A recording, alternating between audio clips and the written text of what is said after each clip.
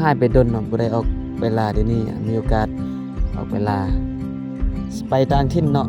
ไปบ้านหมู่เพิ่งหั่นฝั่งมอนทางพุ่นมันสุกแล้วหมู่โทรชวนไปว่ากะหกเข้าลายอยู่ฝั่งมอนมันสุกแล้วทางนั้น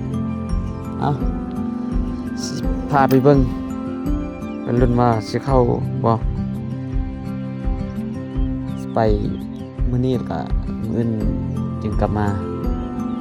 ใช้ระยะไปก็ประมาณชั่วโมงหนึงแหละชั่วโมงปลายเพราะบ้านหมู่มันอยู่เทิงออกไปลาเนาะอ่ะไปลาตั้งถิ่น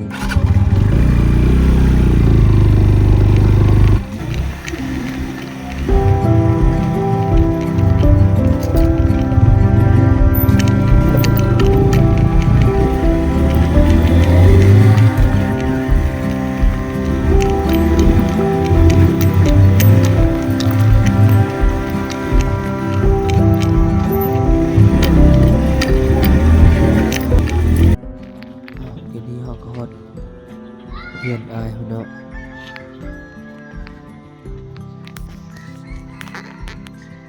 ไก่ต่อ3ตัวพุ่น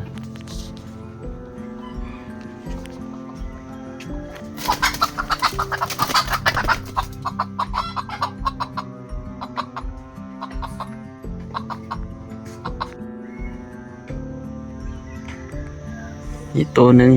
โอ้เจ้าเดียวมี3ตัว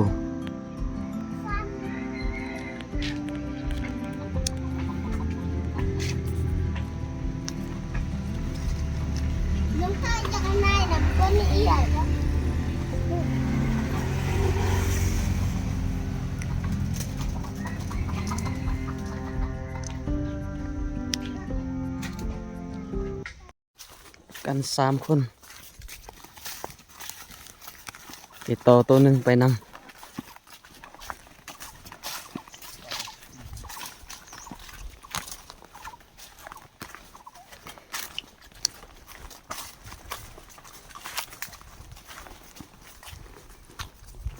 11 โมงไปแล้วลงไปต่อไกลแล้วก็ประมาณ4-5 โมงไปเฝ้ามักมอนเนาะ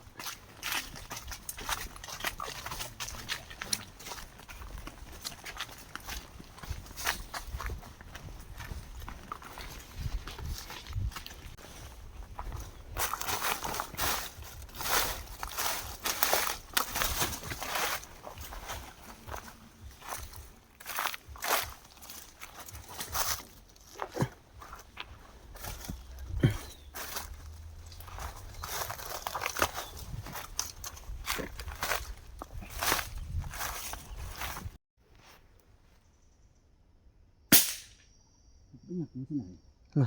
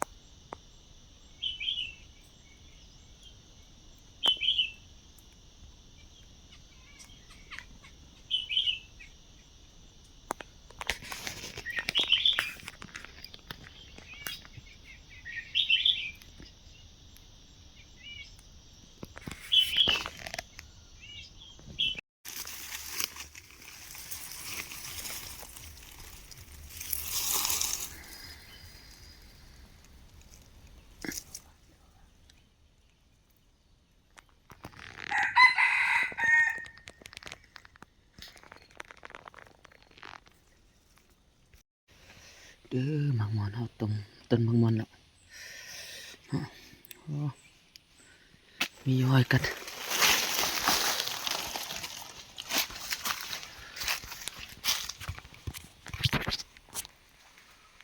ต้นมันเท่านั้น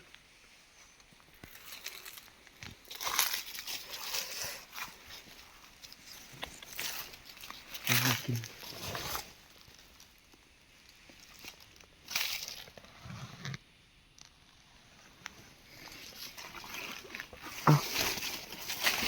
นี่ก็ประมาณ2 โมงปลายเฮาสิลงไปเบิ่งต้นลุ่มเด้คันบ่มีเราก็สิขึ้นไปท่าต้นเทิงพี่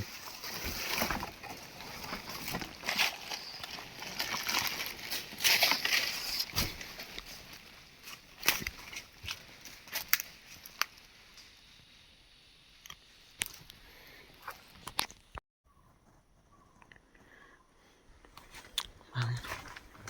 เบิ่งห้อยกิน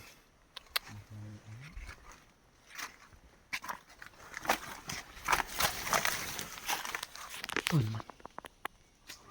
เอาเดือเอาถ่ายนิ้ว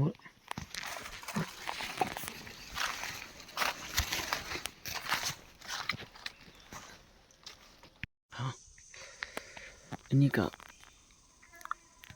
ประมาณ3 โมงปลายเนาะเอาแปลงบะนังมันยังแล้วก็สีเฝ้าก็อยู่ลุ่มพี่เนาะหมากอันดำๆจักหมากยังบ่รู้ชื่อเพราะเอาเห็นอยู่พี่ห้อยกินมันหลายแต่ต้นมอนอยู่เรื่องนั้นก็อยู่แปะๆกันนั่นแหละต้นมอนอยู่เรื่องก็ประมาณจากนี้ไปฮอดพุ่นก็ประมาณ60-70 เมตรนี่แหละนี่ก็ประมาณ30ปลายนั่นแหละบางนี้เนาะนี่แหละปืนเฮากองเฮาบิดบ่ได้แล้วก็สุดแล้วก็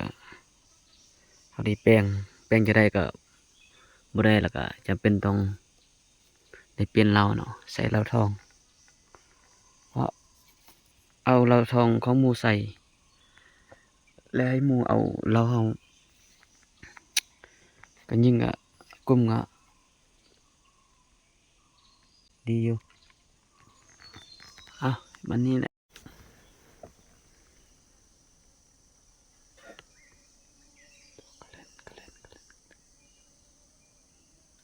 ไก่พอระยะประมาณ20 เมตรนี่แหละ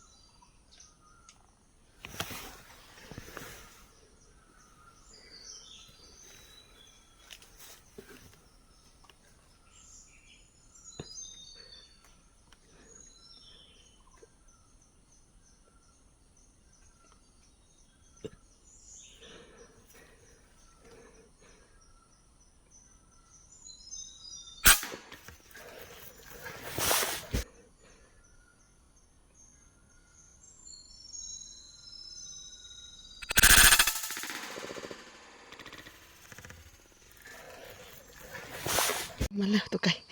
โอ้จุดสั่นโอ้ดูผู้ว้าวเสือโอ้ปืนลมเอายิงมันมากินไก่มันมากินมากมอนโอ้อยู่เท่านั้นเขาท่ามากอยู่ลุ่มมันนี่นั่นคันอยู่เท่านั้นเขาคิดว่ามันอยู่กันแถวนี้บ่ซ้ำอยู่ทางซ้ำโอ้บ่คักอ๋อไงโอ้โอ้ยปืนเอาใส่โอ้สุดยอดเนาะเอาใส่โอ้บังถือมันหน้าอึกมันดินลงตึกๆล่ะมันโอ้น้องใส่เอาสั่นเลยบ่เคยได้ไก่จักเทื่อไปมันอยู่ว่าใดเอาบันทึกไว้เอามากอันเฮาแปลงวันนางทามเกลียนอยู่ลมมันเฮาเบิ่งมันน่าจะเข้าแต่มันอยู่หมอกันเฮาสิลัดยิงแถวนี้แหละกันออกตัวก็ออกเขาต้นเมื่อกี้เฮาสิลัดยิงแถวนี้แหละเพราะเขามันต้องมาทางนี้เฮาก็สิขึ้นทากต้นบางมอนเนาะโอ้ยิงไกลคันแล้วเฮาขึ้น ครั้งแรกในชีวิตถือว่าได้ไก่ป่าเบิ่ง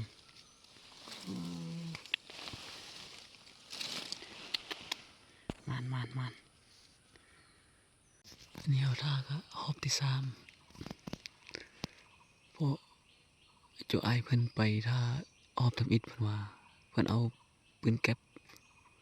มาเฝ้าหันว่าเขาหลายอยู่ประมาณ10ปลายตัวนี่แหละแต่ปืนเพิ่นมันพัดว่ายิงพัดบ่แตกบ่ได้ซ้ำแล้วก็สุด2หันจะไปอีกประมาณ4-5ตัวมันมามืดเนี่ยยิงได้แต่2ตัวนี่ถือว่าเฮาท่าก็เป็นรอบที่3แล้วเอาลุ้นเบิ่งพอมากลุ่มหันก็มีห้อยกินเลยว่าเอาสิเบิ่งยิงดังลุ่มเนี่ยแล้วก็ต้นมังม่อนนี่พออยู่ลุ่มหัน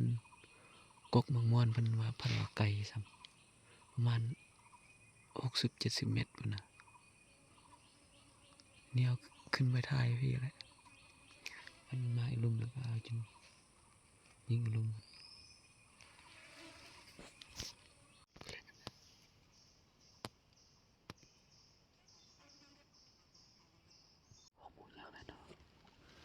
แต่ว่าเขายังบ่ทันเข้าเลย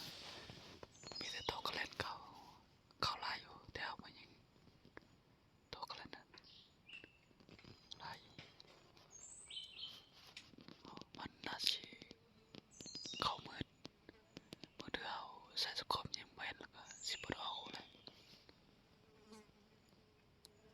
ประมาณ6-7 โมงนั่นแหละบาง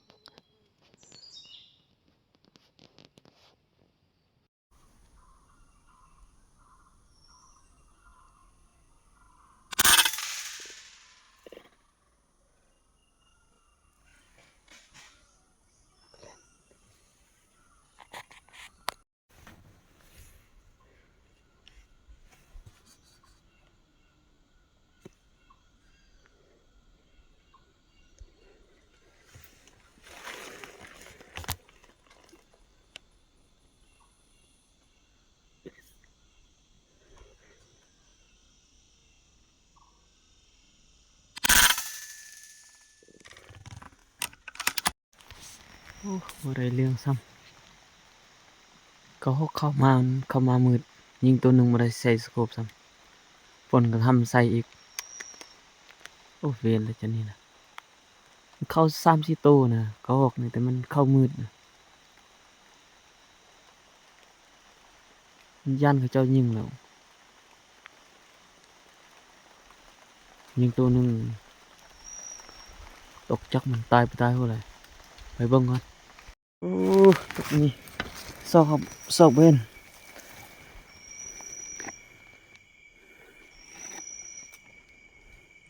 โตก็เล่นยังโตก็เล่นตัวหนึง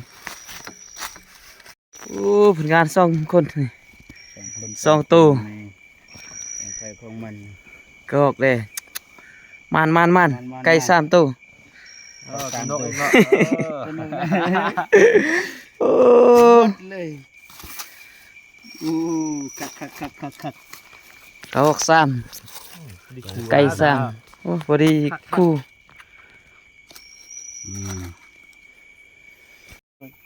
เอา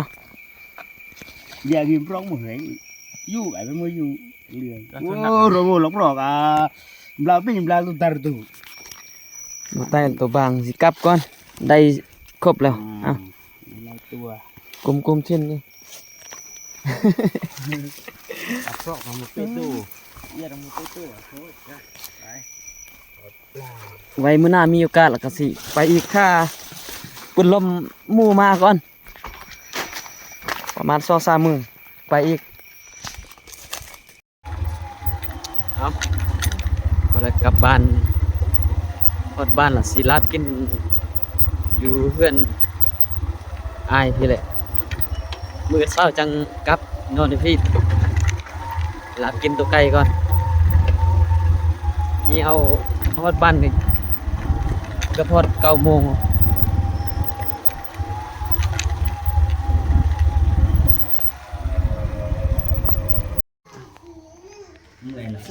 แต้มลาบกิน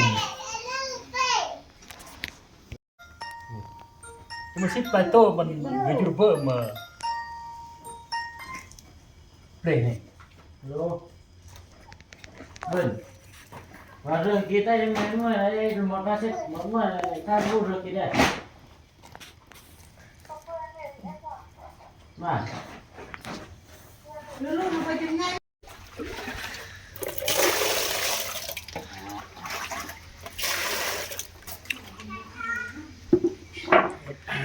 Lạp dip sup sup tôm sup. Ni apa ni? Chút สำคัญปีกหัก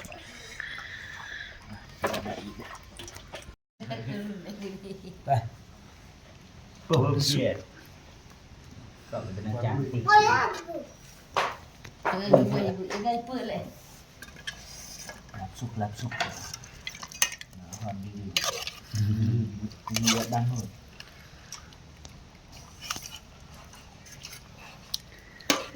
ซุปไก่